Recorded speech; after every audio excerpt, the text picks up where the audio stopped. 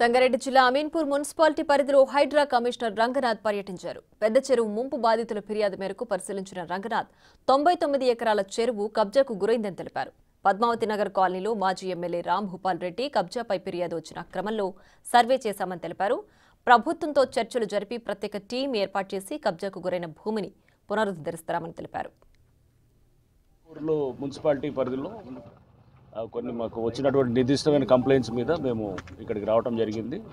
So మా టీంతో పాటు ఇతర విభాగాలు అంటే ఇరిగేషను ఇంకా ఇతర డిపార్ట్మెంట్స్ వాళ్ళని కూడా మేము ఈ విజిట్లో వాళ్ళని కూడా భాగస్వాములు చేసి మేము ఇక్కడ ఫీల్డ్ ఎంక్వైరీ కోసం రావటం జరిగింది. సో దాంట్లో ప్రధానంగా ఈ అమీన్పూర్ పెద్ద చెరువు దాని యొక్క ఎక్స్టెంట్ గురించి కూడా అక్కడ స్థానికంగా చాలామంది వాళ్ళ కంప్లైంట్స్ ఉన్నాయి.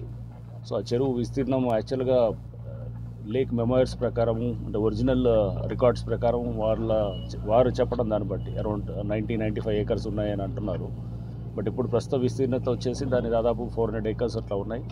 సో దాంట్లో అక్కడ కొంత ఏది వేర్లు అంటే అలుగులు మూసివేయటం లేకపోతే స్లూయిస్లు మూసివేయటం ఇవన్నీ దానివల్ల ఆ చెరువు విస్తీర్ణత పెరిగి చాలామంది లేఅవుట్స్ వేలాది మంది వాళ్ళ యొక్క లేఅవుట్ ఏదైతే ప్లాట్లు ఉన్నాయో అవన్నీ కూడా అవి మునిగిపోయినాయి అనేది వాళ్ళ కంప్లైంట్.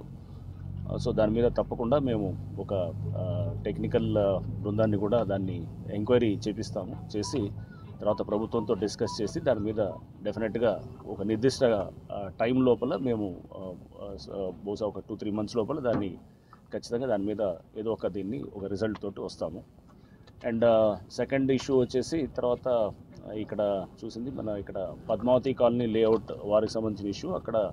అక్కడ కూడా కొన్ని కంప్లైంట్స్ ఉన్నాయి. అక్కడ ఎక్స్ఎమ్మెల్యే కాటసాని రామ్ భూపాల్ రెడ్డి గారు వారు ఎంక్రోచ్ అయ్యారనేటటువంటి కంప్లైంట్స్ మీద కూడా అక్కడ కూడా మేము వెరిఫై చేయడం చేసాం. దానికి సంబంధించినటువంటి సర్వేయింగ్ కూడా జరిగింది.